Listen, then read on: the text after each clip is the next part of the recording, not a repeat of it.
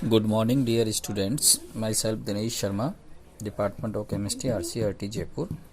Now, content is today water numerical analysis. Dear students, water और water analysis के जो हमारे चैप्टर है उसमें से दो तरह के न्यूमेरिकल आता है. एक EDTA बेस न्यूमेरिकल आता है, दूसरा लाइम सोडा प्रोसेस न्यूमेरिकल आता है. सबसे पहले हम EDTA न्यूमेरिकल पे एनालिसिस करेंगे.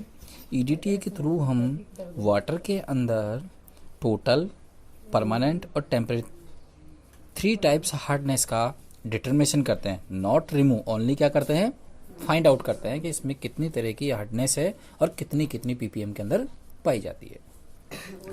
सबसे पहले अगर हम बात करें वाटर सैंपल की, हमारे पास 3 तरह के वाटर सैंपल होंगे. पहला स्टैंडर्ड हार्ड वाटर होगा जिसकी हार्डनेस हमें पता होगी, हम EDTA के स्टैंडर्डाइजेशन करने के लिए करते हैं. उसका जो वॉल्यूम होगा वो V1 होगा. दूसरा टैप वाटर होगा या ट्यूबवेल वाटर, जो भी कोई सिंपल वाटर सैंपल वाटर है आपके पास, उस वाटर के अंदर तीनों तरह की हार्डनेस प्रेजेंट होगी, टोटल, परमानेंट, टेम्परेरी, इसलिए हम उसको हार्ड वाटर कहते हैं. और उसके अगेंस्ट में जो EDTA का वॉल्यूम कंज्यूम होगा वो V2 होगा.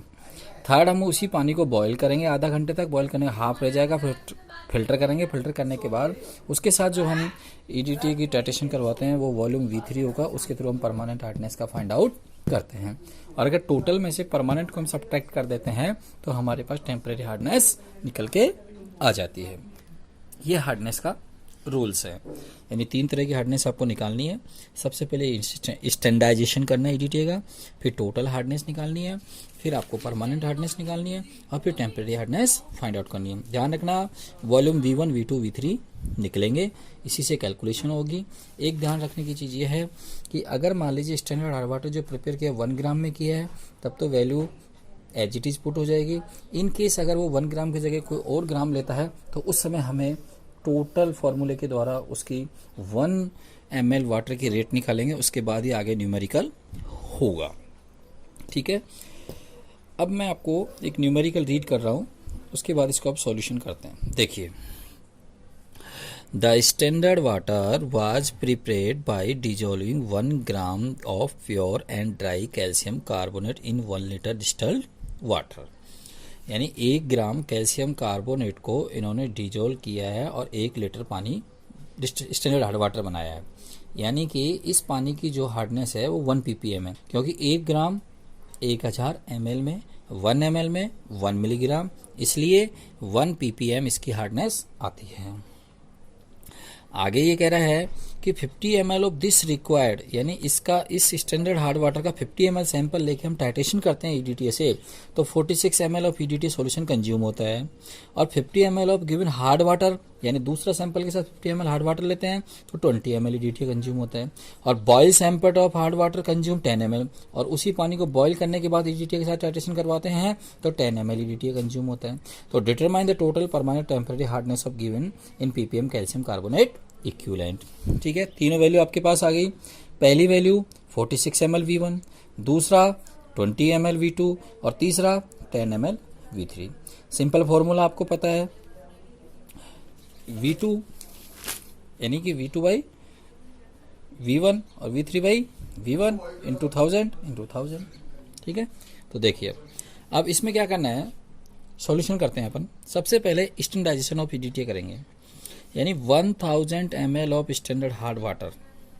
तो वाटर सैंपल बराबर 1 ग्राम 1000 में, यानी 1 ml में 1 मिलीग्राम. तो 46 ml of EDTA solution 50 ml of standard hard water को कंज्यूम करता है, दिया हुआ है. तो 1 ml 50 इंटू 1 ml में कितना, 1 मिलीग्राम, यानी 50 मिलीग्राम हो गया. 50 मिलीग्राम ऑफ कैल्शियम कार्बोनेट को कंज्यूम करने के लिए 46 ml EDTA चाहिए हमें.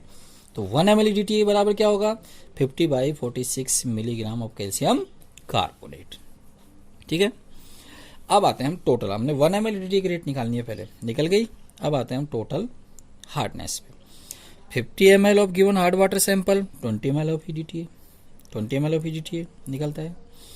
अब 1 ml EDTA की रेट क्या है, 50 बाई 46, तो equal 50 by 46 into 20 milligram of क्या. अब 1 ml EDTA नहीं है, क्योंकि 1 ml EDTA की रेट हमने ऊपर निकाल ली है 50 बाई 46, उसको यहाँ पे मल्टीप्लाई करने के साथ ही मिलीग्राम कैसे फाउंड हो जाता है. तो वैल्यू क्या आएगी, 21.7391 मिलीग्राम. 1000 ml में तो 50 डिवाइड 46 इंटू 20 इंटू 1000 डिवाइड 50, 50 से 50 कैंसिल, तो 434.78 मिलीग्राम कैल्शियम कार्बोनेट। तो टोटल हार्डनेस हमारी कितनी आई? 434.78 milligram per litre of calcium carbonate या ppm। परमानेंट, अब परमानेंट हार्डनेस निकालते हैं। परमानेंट हार्डनेस के लिए क्या करेंगे? हम पानी को बॉईल करेंगे, हार्ड वाटर वाले पानी को हाफ एन आवर बॉईल करेंगे, फिर कूल करेंगे, फिर फिल्टर करेंगे और फिर उसके साथ टाइट्रेशन करेंगे ETT की। तो 50 ml boil given sample hard water कितना कंज्यूम करता है? 10 ml करता है।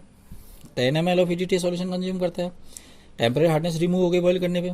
तो 1 ml रेट क्या है? 50/46 इंटू 10 इंटू 1000 में कितनी होगी? इंटू 1000 डिवाइड 50, तो यानी 50 डिवाइड 46 इंटू 10 इंटू 1000 डिवाइड 50, 50 से 50 कैंसिल, तो ये आ गया आपके पास 217.39 मिलीग्राम कैल्शियम कार्बोनेट। तो परमानेंट हार्डनेस कितनी आई? 217.39 milligram calcium carbonate.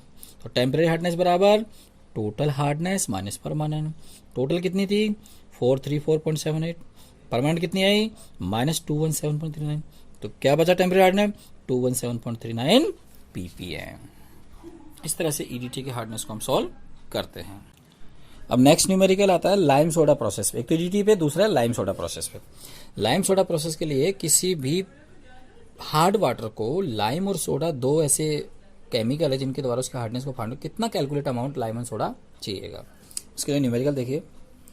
A sample of water containing following impurities: magnesium bicarbonate 73, calcium chloride 222, magnesium sulphate 120 milligram per litre, calcium nitrate 164 milligram per litre. तो calculate the quantity lime 85% pure and soda 95% pure needed to softening the 10,000 litre of water. 10,000 litre को soft करने के लिए कितना हमें lime और soda की required होगी, जिसमें लाइम 85% है और सोडा 90% प्योर है। इसके लिए सबसे पहले हमें एक टेबल जनरेट करनी पड़ेगी। टेबल के अंदर 6 कॉलम आपको लेने पड़ेंगे। पहला सीरियल नंबर, दूसरा कॉन्स्टिट्यूएंट्स, कौन कौन से उसके अंदर इम्प्योरिटीज है, magnesium bicarbonate, calcium chloride, magnesium sulphate है, कैल्शियम नाइट्रेट। थर्ड कॉलम होगा अमाउंट ऑफ कॉन्स्टिट्यूएंट मिलीग्राम 73, 222, 120, 164। अब यहाँ पे हमें मल्टीप्लिकेशन फैक्टर लगना है। मल्टीप्लिकेशन फैक्टर होता है कि कैल्शियम कार्बोनेट का molecular weight divide hardness causing substance का molecular weight into amount of constituents.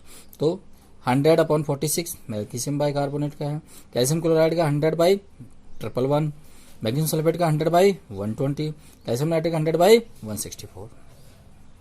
अब नेक्स्ट कॉलम कैल्शियम कार्बोनेट कितना चाहिए हमें। कैल्शियम कार्बोनेट इक्विवेलेंट निकालेंगे हम हार्डनेस। तो 73 इंटू 100 डिवाइड 146 यानी 50, 222 into 100 divide 111 200, 120 into 100 divide 120 100, 164 into 100 divide 164 100। ये हमारे पास क्या आ गया? कैल्शियम कार्बोनेट इक्विवेलेंट हार्डनेस आ गई। अब हमें लाइम एंड रिक्वायर्ड सोडा।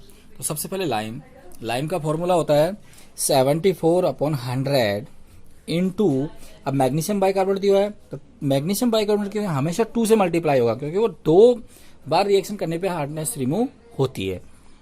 तो 2 इंटू मैग्नीशियम बाइकार्बोनेट लाइम में आएगा, मैग्नीशियम सल्फेट लाइम और सोडा दोनों में आएगा।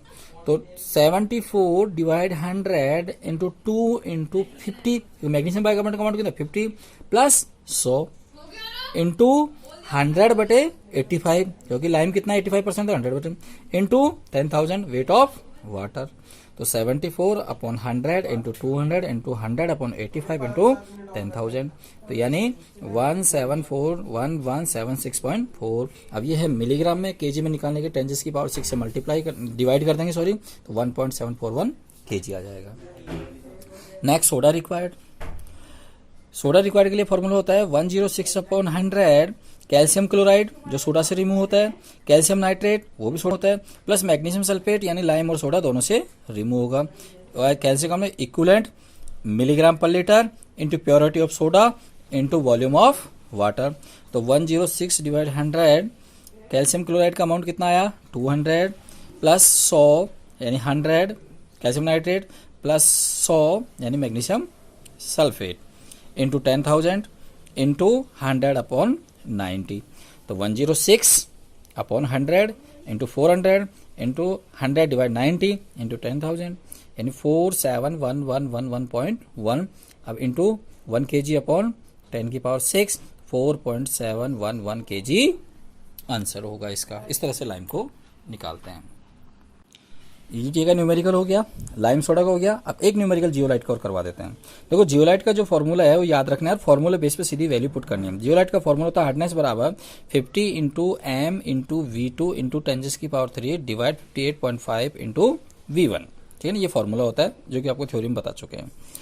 न्यूमेरिकल इस तरह का आएगा, zeolite softener was use the remove the hardness of 90,000 litre of water, the softening require 450 liter of NaCl solution containing 16 gram per liter of NaCl for regenerate. Calculate the hardness of hard water. Hardness का formula 50 into m into V2 upon V1 58.4 divide into 10 की power 3। V1 क्या है, total volume of hard water softening कितना करना है 90,000। V2 क्या है, total volume of NaCl containing 16 gram NaCl use regenerate 450 litre. तो यानी हार्डनेस बराबर 50 इंटू 16 इंटू 450 इंटू 10 की पावर 3 डिवाइड 58.5 इंटू 90,000 इसका वॉल्यूम हो गया वाटर का। 58.5 NaCl के इक्विवेलेंट वेट, 50 कैल्शियम कार्बन के इक्विवेलेंट वेट, 16 ग्राम वो डाला है, 450 रीजनरेट में काम लिया। तो टोटल आंसर क्या होगा 68.3 ppm। इस तरह से हम जियोलाइट के न्यूमेरिकल को सॉल्व करते हैं। ये भी समझ में आ गया होगा आपके।